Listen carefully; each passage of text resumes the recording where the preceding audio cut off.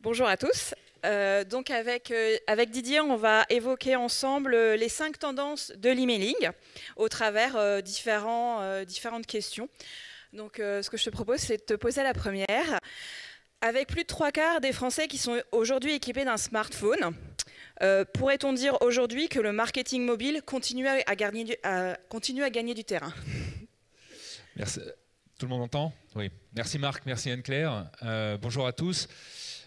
Juste en quelques secondes, et puis après je vais revenir à ta question, pour présenter Return Path. Donc Return Path aujourd'hui existe depuis 1999 et on est relativement connu au niveau mondial pour notre expertise en matière de délivrabilité. Alors, on fait bien plus que ça aujourd'hui, puisque la délivrabilité n'est plus forcément un challenge pour beaucoup d'entreprises, même si ça reste encore une problématique pour un certain nombre. Et on essaie d'aller bien au-delà, au travers finalement, je vois la dame de... Pardon, Stéphanie, c'est ça ? Frédéric, des dames qui sourit. Effectivement, donc on va au-delà et on essaye finalement de faire un métier qui est simple à décrire, tout du moins, c'est de pouvoir permettre que les messages arrivent à vos destinataires, mais surtout derrière, de générer de l'engagement. Voilà. Alors, par rapport à ta question, c'est une tendance qui n'est pas forcément nouvelle, le marketing mobile, bien évidemment. J'allais dire aujourd'hui, finalement, ce qui évolue, c'est beaucoup plus comment les annonceurs l'appréhendent. Et même si on voit encore beaucoup d'annonceurs finalement et de marketeurs qui n'ont pas encore une stratégie mobile 100% dédiée, on voit qu'il y a des réflexions depuis un certain nombre d'années qui sont nourries avec des mécanismes spécifiques. Alors, je voulais juste partager un chiffre, mais finalement, en sortant du métro ce matin, je n'avais même pas besoin de stats. Quand on voit que tout le monde est sur son portable, même en marchant, je ne parlais pas bien évidemment des gens qui sont dans cette salle, puisqu'ils étaient absolument en train d'écouter les intervenants.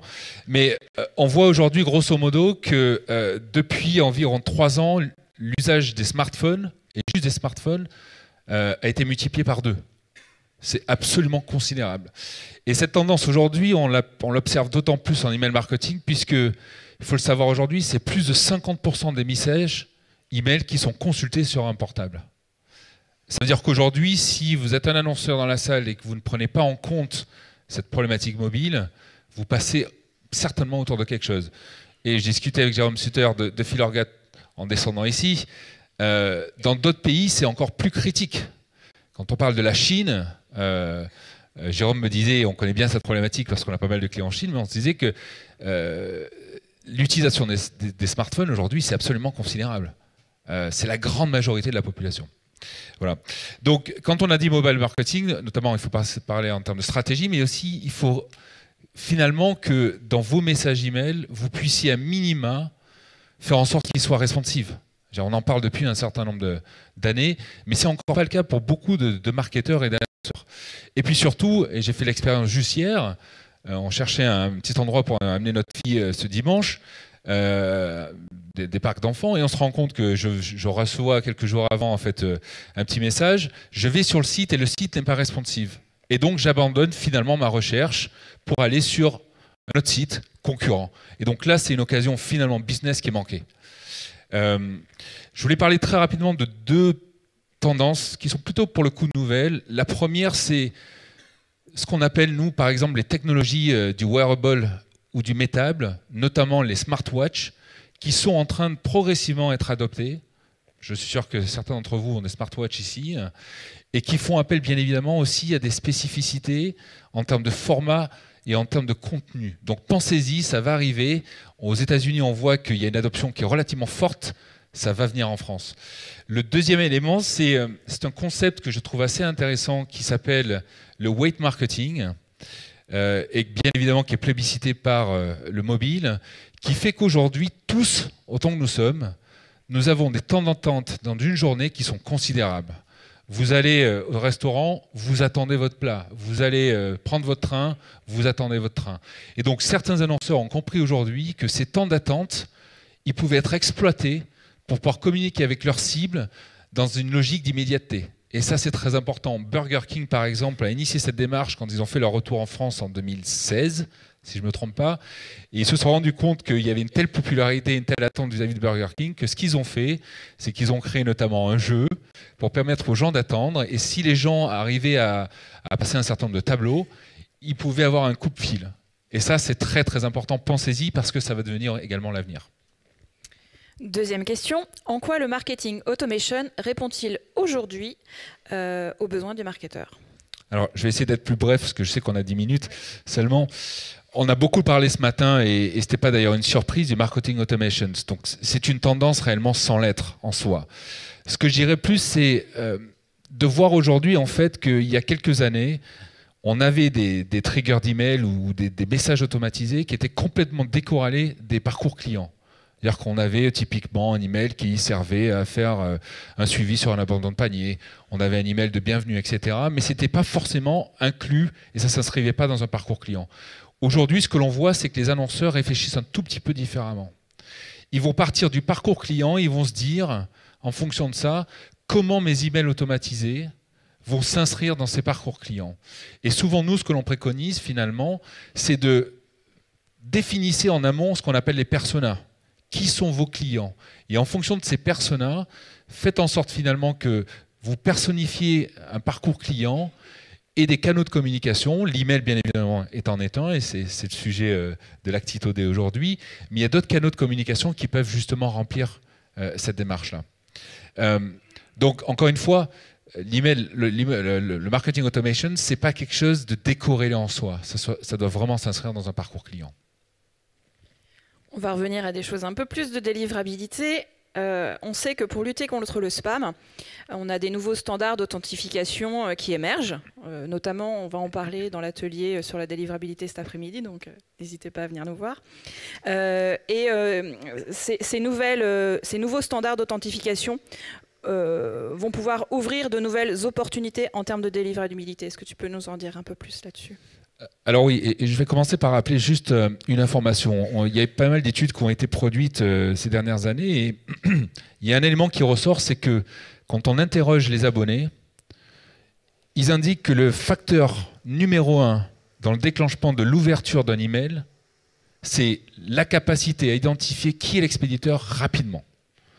Et on sait aujourd'hui qu'on reçoit à peu près 200 à 300 messages email commerciaux par mois selon notre activité sur le web et notre propension à engager sur le canal email. Et donc, c'est très important aujourd'hui de vous permettre, vous les marketeurs, de pouvoir être identifiés par vos abonnés, vos clients, très rapidement dans l'inbox. Sinon, vous êtes noyé et votre message est perdu.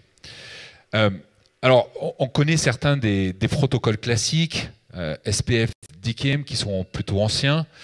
DMARC est un protocole plus récent, même s'il a déjà 5 ans d'ancienneté. Et on a d'ailleurs cofondé ReturnPath avec un certain nombre d'opérateurs de messagerie ce protocole. Mais finalement, qu'est-ce qu'on s'aperçoit? C'est que quand on regarde dans le détail, il y a une grande majorité aujourd'hui des annonceurs qui n'ont pas déployé totalement ces 3 protocoles. Et j'en veux pour preuve qu'aujourd'hui, 46% aujourd'hui des entreprises françaises n'ont toujours pas déployé DMARC. Et c'est absolument hallucinant. Par rapport à d'autres pays, notamment aux États-Unis, aujourd'hui, ça semble faire un consensus.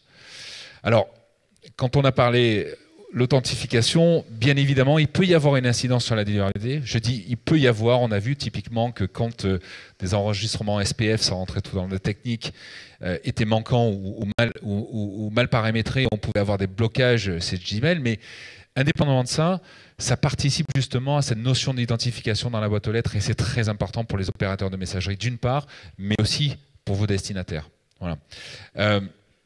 Il y a un deuxième élément qui est là qui est aussi une tendance, qui est cette notion qu'on a appelée, ou en tout cas ce nouveau protocole qui s'appelle BIMI. Je ne sais pas si vous connaissez ce protocole-là, BIMI. Oui, non? Non. Alors il est assez récent. Il date de l'année dernière et grosso modo, ce que veut dire DIMI, c'est que ça va permettre à tous les annonceurs qui sont correctement authentifiés en matière de SPF, DKIM et qui ont un enregistrement DMARC avec une policy soit quarantaine, soit reject, ça va permettre à l'annonceur de pouvoir afficher ce logo à côté de l'objet de l'email. Et ça, c'est puissant. Si très rapidement, quand vos usagers, vos abonnés, vos clients vont dans leur boîte aux lettres et sont capables de dire bah, « Tiens, ça c'est le message d'Actito ou d'Etam », ils vont avoir une propension beaucoup plus forte à ouvrir, à cliquer, à engager et convertir. Le seul prérequis, et ça fait une bonne transition d'ailleurs par rapport à Dimarc, c'est que le prérequis qui est nécessaire, c'est que vous ayez cette policy qui soit en place et bien évidemment un enregistrement Dimarc. Donc parler Anne-Claire sur ce protocole-là, c'est un must-have. C'est plus un nice-have. Il faut savoir que la majorité de nos clients ont ces must-have. C'est important de le dire. Enfin, on sait que les Français sont hyper connectés. Tout à l'heure, tu disais que dans le métro, tu voyais plein de gens avec leur téléphone. Il faut savoir que les Français consultent plus de 25 fois leur messagerie par jour. Leur smartphone, pardon. Comment l'email marketing peut donc s'intégrer dans cette tendance à l'hyper-réactivité en temps réel ? Alors, c'est une chose intéressante. Je citerai peut-être 2 éléments rapidement. Le marketing en temps réel, en fait, il a pris plusieurs formes. On l'a vu sur le web initialement. Il s'est transféré progressivement sur le canal email. Et aujourd'hui, on voit pas assez, mais de temps en temps, des emails qui effectivement vont intégrer cette notion de temps réel. Il y a des plateformes qui existent, qui le font, et qui vont vous permettre en fait finalement de pouvoir mettre à jour le contenu dans vos messages ou une partie du contenu au moment même où votre usager, votre destinataire va ouvrir l'email. Et ça, c'est puissant. Ça a été initié initialement, notamment aux États-Unis, par les pure players, par les commerçants, par les retailers, où ils se sont dit, ben voilà, si nous on est capable de pousser un email et de mettre un compte à rebours, par exemple, dedans, en leur disant, ben voilà, cette offre-là, elle a une validité de 24 heures, on sait que derrière, ça va initier potentiellement une action et on espère un achat. Alors il y a plusieurs formes, bien évidemment, du marketing en temps réel en termes de représentation, mais on voit typiquement, par exemple, je l'ai dit, les comptes à rebours. On peut voir aussi, par exemple, la météo. J'avais fait une tribune il y a quelques années où on s'est aperçu qu'en analysant finalement comment les usagers se comportent avec des messages dans la boîte aux lettres, que certains produits et services avaient une sensibilité, une corrélation très forte par rapport à la météo. Donc là, typiquement, vous êtes un part d'attraction. S'il fait beau ou s'il fait mauvais, ça va avoir une incidence sur vos ventes. Donc il y a des choses comme ça qui sont intéressantes. Et le deuxième élément rapide, parce que j'entends la petite musique, c'est la notion de kinétique. Est-ce que vous savez ce que c'est la kinétique aujourd'hui ? Pas forcément beaucoup. Donc grosso modo, la kinétique, ça permet aussi de personnaliser finalement vos messages et d'aller booster l'engagement. Et on voit des choses relativement intéressantes en termes d'application et de cas d'usage. C'est que tout l'intérêt, c'est finalement de conserver vos usagers dans l'environnement email, dans l'email. Et donc il y a des choses qui sont intéressantes. On voit par exemple l'utilisation de carousel. On voit des mécanismes qui vont vous permettre, vous l'usager, de pouvoir faire un vote. Vous recevez un article, je crois que c'était le monsieur de l'opinion qui en citait ou qui en parlait en disant bah, tiens, je reçois un article, je veux voter directement dans l'email sans aller sur un site web et une landing page. Et donc ça, c'est des éléments intéressants. Je terminerai sur ce point, c'est que ça nous permet aussi de collecter de l'information, c'est-à-dire typiquement à l'usager de saisir une adresse email, de pouvoir rentrer du message texte directement dans l'email et de l'annonceur de le récupérer. Merci. Merci à vous.